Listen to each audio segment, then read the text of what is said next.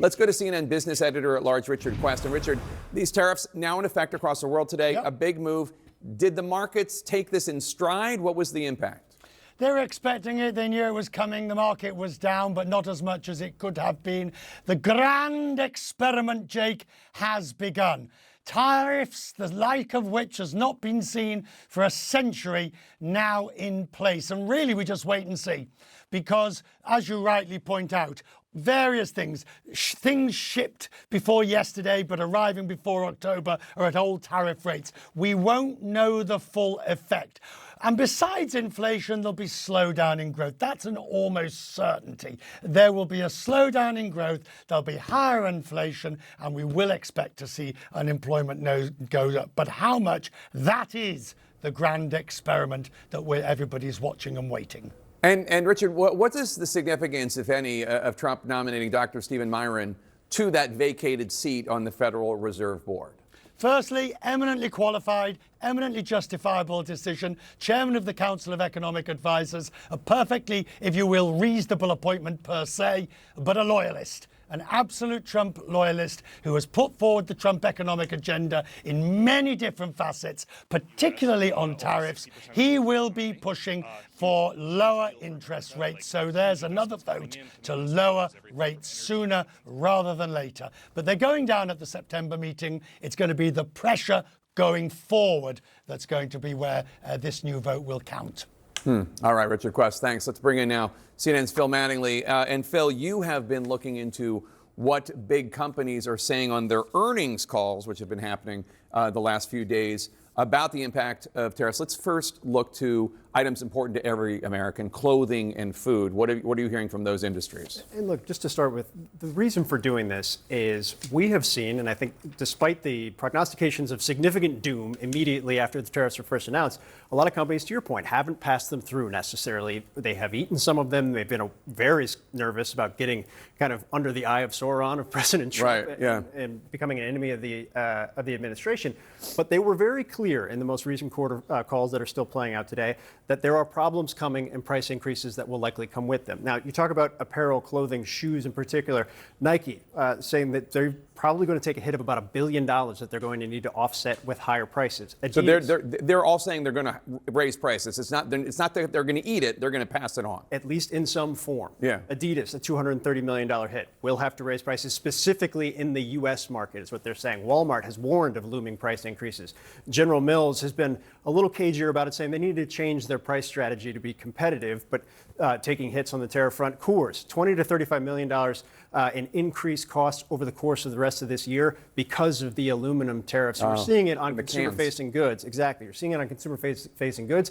And at some point, what we're hearing on these calls is either the margins are going to get a lot thinner to the extent they possibly can, or those costs are going to be passed on. What about the American auto industry? Because, again, one of the reasons that Trump is doing this, President Trump is doing this, is to bring manufacturing back to the United States. So you would think theoretically this will help automakers, but what are they saying? Again, the difficulty here is that the auto industry, even the U.S.-based automakers, are not entirely based in the U.S. Now, there are some important exemptions in the U.S.-Mexico-Canada trade agreement involved in some of the tariffs in the North America front. But if you take a look at Ford, they're saying they're going to take at least a $3 billion hit. They believe they can take on about $1 billion, but at some point that's going to be passed on, and the $2 billion they can't. Toyota, which obviously is not based entirely in the U.S., but builds a lot of cars in the United States, has plants here, they announced today a nearly $10 billion hit based on the tariffs as they currently stand. So there are significant impacts that are coming, more so for the foreign-based automakers. White House says, hey, bring your plants here, manufacture everything here. You'll be able to get outside of it.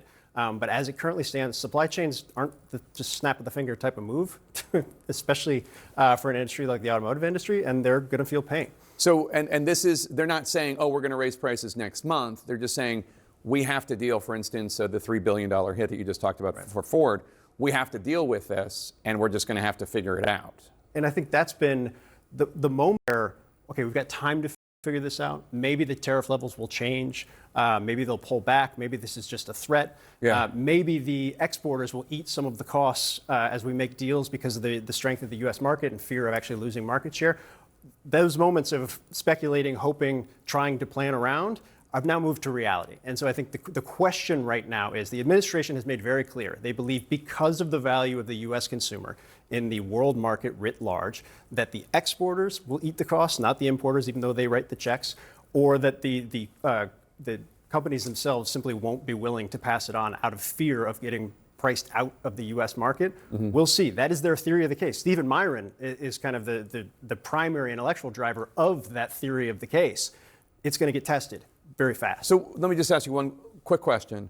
When the Trump administration says, oh, we're getting so much money for the tariffs, is that accurate, but also U.S. taxpayers are ultimately going to have to pay the companies that are paying the tariffs? Do you know what I mean? In a purely technical sense, when customs officials are collecting the revenue, are collecting the tariff That is money, from abroad. That is, no. That is from a U.S.-based importer who writes the check. Okay. Where it gets a little bit complicated is because of fear of losing market share, because of deal making, it doesn't necessarily mean they're paying all of it out of their own pocket, right? The exporter could make a deal with the importer and say, look, we understand that you are going to have to cover this. We'll take it off your plate. We'll either cut it from the price we're giving you for the goods on wholesale, or we'll give you a credit. You know, there are ways to make deals about it. Or the companies who are paying the import costs are actually paying for those tariffs. They say, we've got enough space right now on our balance sheet to finance this because we can't afford to pass it on. The sustainability and durability of that, all I think about in these moments are the people that you've talked to and I've talked to on your show as part of your Leaders series who are saying, maybe I got another month or two. Yeah. Maybe I got another 3 or 4 months, but at some point I'm going to have to pass it on. Their margins are 2 or 3%. Exactly. They've been eating it, and it's going to go to their customers. Phil, thanks so much. Appreciate it. Let's talk about this now with Michigan's Democratic Lieutenant Governor Garland Gilchrist. It's a state that obviously borders Canada, where those higher tariffs are now in effect. And Michigan, of course, is also home to the major automakers, including Ford, General Motors, Stellantis. We should also mention Lieutenant Governor Gilchrist is also running for governor.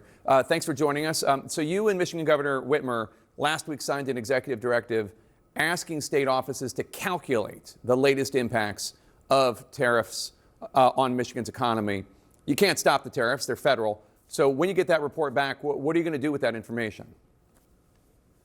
Well, first and foremost, I want to talk about the fact that the impact of these tariffs are not things that are going to happen down the line. It's hurting Michigan businesses and Michigan families right now. We have seen auto suppliers already, like Detroit Axle, begin to lay people off, 102 people, and close a facility. A furniture maker and clock maker in West Michigan, Herman Miller, that's existed for 100 years, is going to close down and lay off 100 people. We're trying to get our arms around what this means for Michigan families that are already seeing higher prices on school supplies, pencils and backpacks. People are getting hurt. So what we're going to do is look at what we can do at our disposal to make sure we can continue to put money in Michiganders' pockets, frankly, so they can try to weather this storm. But ultimately, the Trump administration is inflicting chaos on our communities, on our individuals, and on our economy and businesses. And so we have to continue to fight back and tell those stories. So this week, Governor Whitmer met for a third time with President Trump since he took office. She was there to express concern over tariffs. A White House official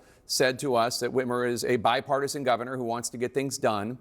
Will you take the same approach as governor should you win the nomination and the election? Would you meet with President Trump if you become governor? The responsibility of the governor of Michigan is to advance the interests of the people of Michigan and carry their stories wherever they need to be carried. They're going to be in the room with me, no matter who I'm talking to, whether it's having to confront a president who's inflicting pain on our economy, who's attacking universities in our state, then that's a confrontation that I absolutely will have to let the people of Michigan know that I'm going to fight for them. Today, Vice President J.D. Vance is in one of your neighboring states, Indiana. He's ramping up the pressure on Republican leaders there in that state to redraw their congressional maps, not at the end of the decade, as is normal, but now, mid-decade, just the way Texas is doing. You have said that it's time for blue state governors to fight back. Does Michigan have any current plans to, in your words, fight back and meet a gerrymander with a gerrymander? Well, let's be really clear first and foremost. They are trying to cheat their way to keeping Congress because they just voted to take health care away from millions of people and food assistance away from millions of people. So rather than trying to actually defend that horrendous and deadly vote, they're trying to find ways where they can cheat to get more seats in red states. Now, in Michigan, we do this the right way. We have an independent citizens redistricting commission that the voters voted for in 2018 that took the politicians out of the process. But because the politicians are still driving the process in Texas, they're still driving the process in Indiana. That's why Donald Trump and J.D. Vance can go and pressure and bully Republican lawmakers to do their bidding and cheat for them. But no, blue state governors that have those tools at their disposal, they absolutely need to fight that fire with fire. We're going to bring that same kind of heat and that same kind of energy. In Michigan, we do it the right way. That's how we should do it across America, to be clear. In the meantime, though, we're going to do the right thing in Michigan, and then folks will use the tools they have at their disposal in other states.